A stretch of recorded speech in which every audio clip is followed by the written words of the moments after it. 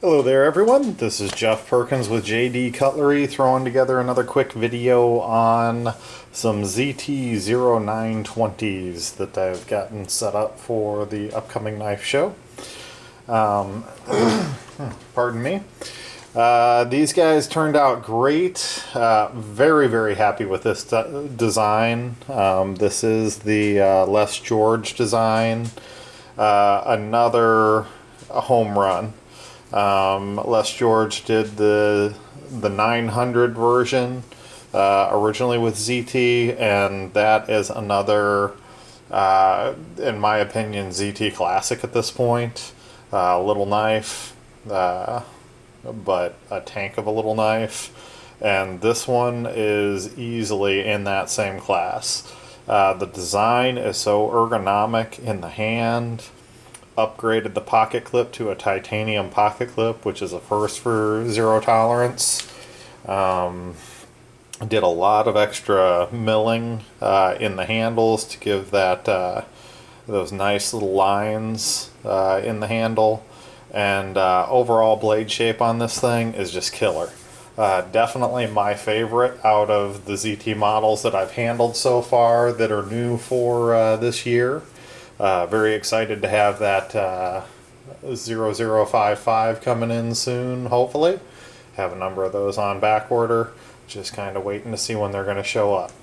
But this is, in my opinion, the top shelf as far as what's been released so far. So, let me go ahead and hit these one at a time. We do have some pretty cool looking little designs here. Get these others out of the picture. Okay, go ahead and start off with this one. We got a nice green to blue to purple fade. It's a little bit more purple here, so there's a little more purple to it, but nice fade between the colors. I did go ahead and anodize the pocket clip blue. It does still have the ZT logo on it. That pocket clip comes gold to match the aluminum back spacers on it originally. And of course this one is a bead blast with all that nice milling in there. Of course you can do the pocket clip on both sides with this one. Have your standard steel lock bar insert. This one is 1121, and these guys, let that go ahead and focus a little bit for me. These guys flip like a serious winner. The detent on none of these is very hard. It's just a nice light switch action. The flipper itself is not very sharp or anything like that. Of course, you gotta flip it right each time when you flip it. And you can make any knife just about not flip correctly if you don't do it right. Definitely have the upgraded hardware. No holes for the Torx on that side. So you've got a nice two-piece pivot. Very good design. This thing is just so ergonomically designed. I love the way it feels in my hand. It will definitely be one of the knives that I purchase this year. I will have a 920 without a doubt by the end of the year for my own personal use. I really love the shape of that blade too. That big swedge out. It is just one cool looking knife. So very happy with that. Again, green, little blue into the purple fade.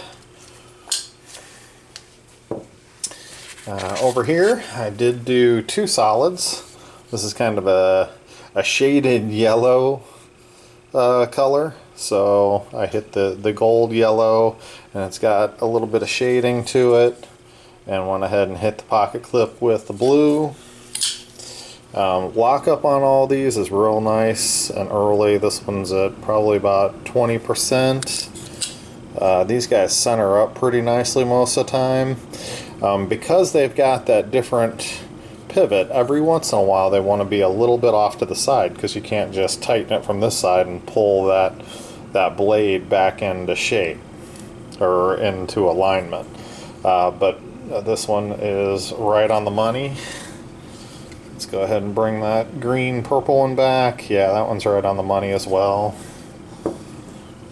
So again, great flipper.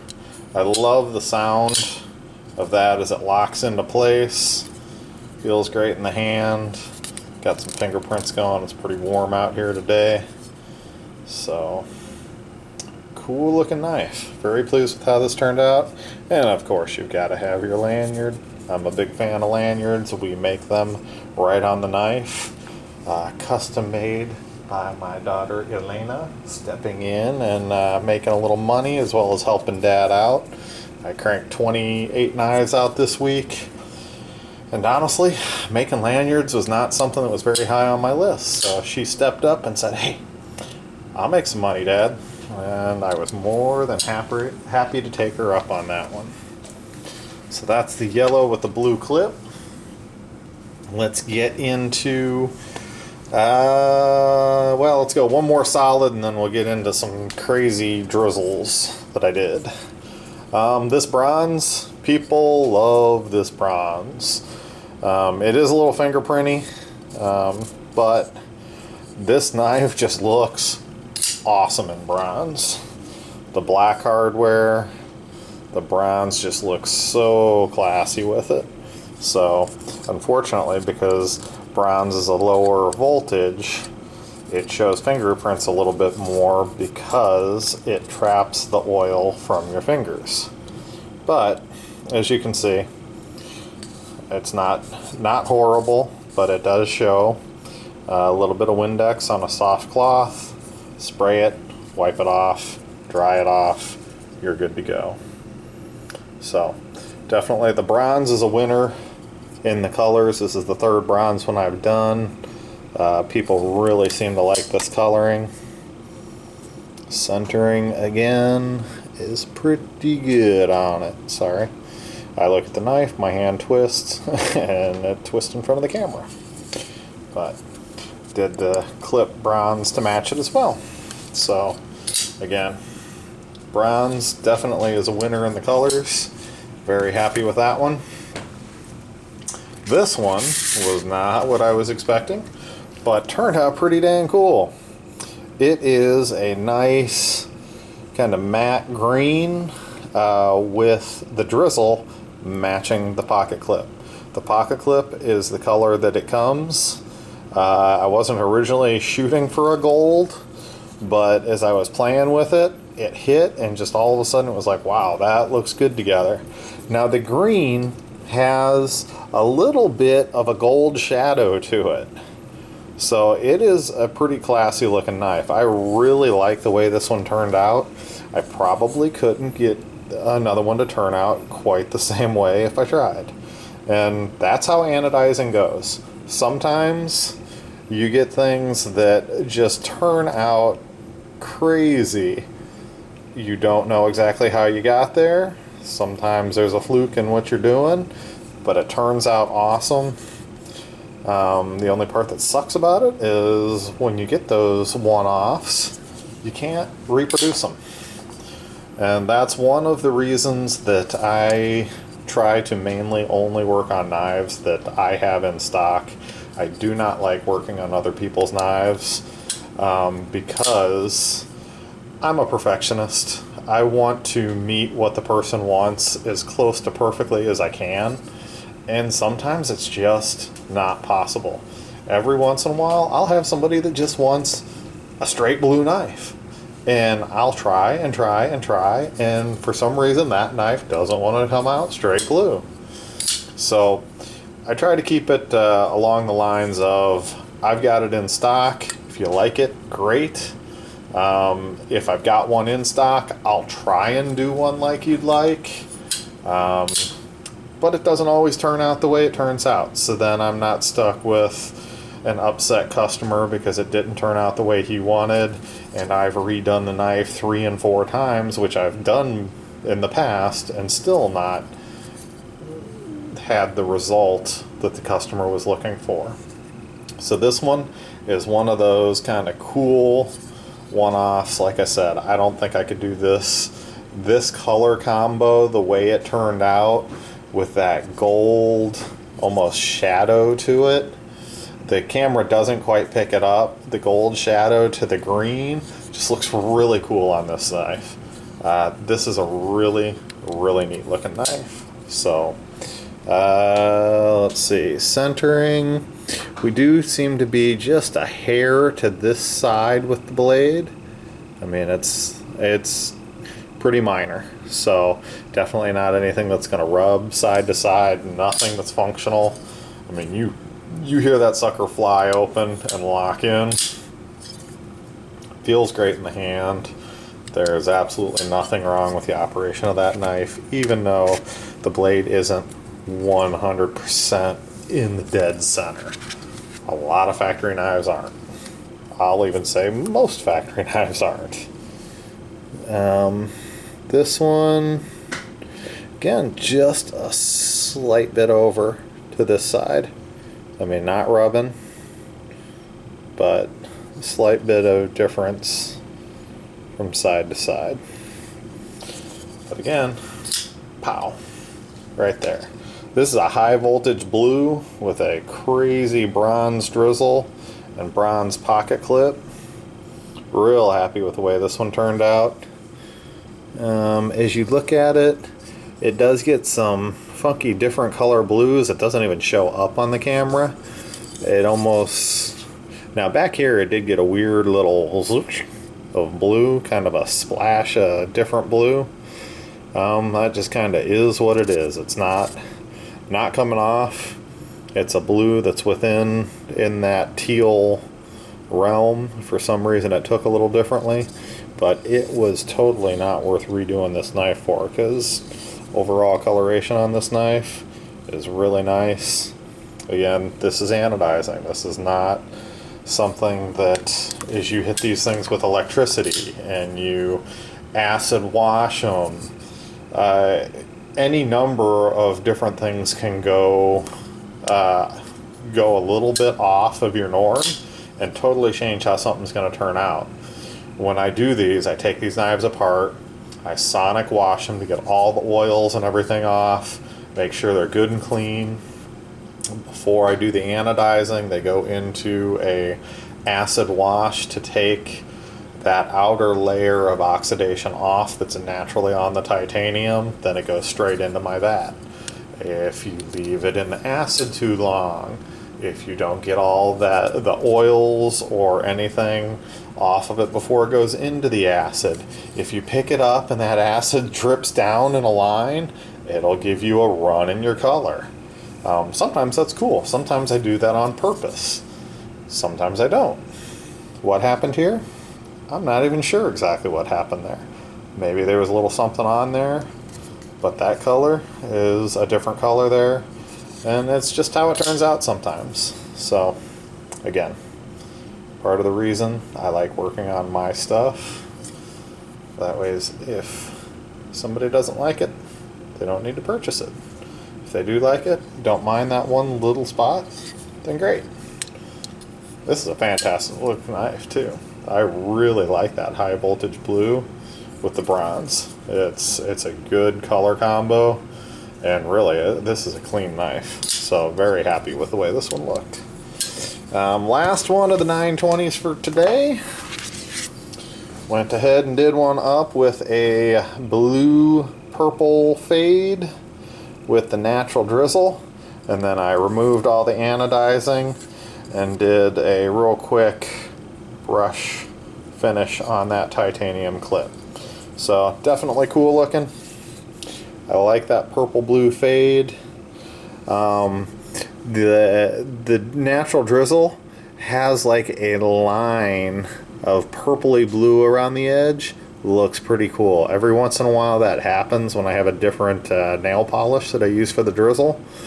It gives you a shadow where the electricity just came under that just a tiny bit and it turns that edge. Well, on this one, it totally complements the colors that are in the handle. So, very cool. Kind of makes that drizzle pop that much more. I really do like that I was able to get the drizzle to pretty much match that pocket clip color. And again, flips like a champ. Sorry, my blades have fingerprints on them. They are all a nice light stone wash, I guess you'd call that. This is the 20CV. 1141 is the serial number. Lock up on that one's probably about 15-20%. And yep, again, it's over to the side just a slight bit. And I think that is going to be part of the drawback to the cool pivot. If you had a Torx head on this side as well as this side, well, when that blade's over to this side a little bit, you tighten this, and it actually, when you tighten that, it pushes the tip of the blade over. Now, I can tighten and tighten and tighten this, and it doesn't act the same way when you only got the screw on the one side. And these I've played back and forth, tighten it up, it won't flip quite, and I just take it down a 30-second at a time to try and get as close to the perfect flipping action I can get and as centered as possible. In my world, flipping action is much more important than how centered that blade is. If I've got one that's flipping smooth, fires every time, feels great, locked in tight, no issues with looseness, if it's a slight bit off to the side, it's a slight bit off to the side. That might be just one of the things that you run into with this model because of the type of pivot that you put in there. Some of them are perfectly centered. As you can see, you've got 3 of them here that are just a slight bit to the non-lock bar side, and it's going to be due to that pivot and the way it's designed. If that's a problem for you, just know that that's what's going on with those 3 knives. Doesn't happen on every single one. I've had a number of them that are perfectly centered, but I've had probably just as many that aren't perfectly centered. But again, they are not rubbing, they're not hitting the side, they're just off a little bit from side to side. But there's no rub, doesn't affect how the knife operates or anything like that. So, well, that being said, I talked a lot more about pivots and centering than I expected I was going to be today. Again, in my opinion, ZT lineup so far this year, this is hands down the winner of the different models that they have out. So go ahead and purchase all of the different ZT lineup, see what you like, go into your local knife shop, see which one feels the best in your hand, make the decision for yourself. My opinion, this sucker's a winner. So thank you for tuning in. These guys won't be posted on the website for a little bit. I do have a knife show coming up this weekend. That's kind of what the big push was. I just remodeled my bathroom, so I was off of anodizing for a good 3 weeks. I did catch up. I did 28 knives over Monday, Tuesday, and Wednesday this week, so there will be a lot coming. The other thing that's going to be changing is I'm going to be changing the format of the website, so things will look a little bit different. It's going to be more of a store format. It is going to take me a little bit of time to get that built. I might not necessarily post all of these on the other website just because it's a lot of time, and that's why I'm switching over. The store format's going to cost me more, but it should save me a decent amount of time and should be a little bit more customer friendly as far as when you come in to take a look at stuff, what's in, what's sold, what's available, that type of thing. Well, thank you again for tuning in. I hope you liked what you saw, and we'll see you on the next video.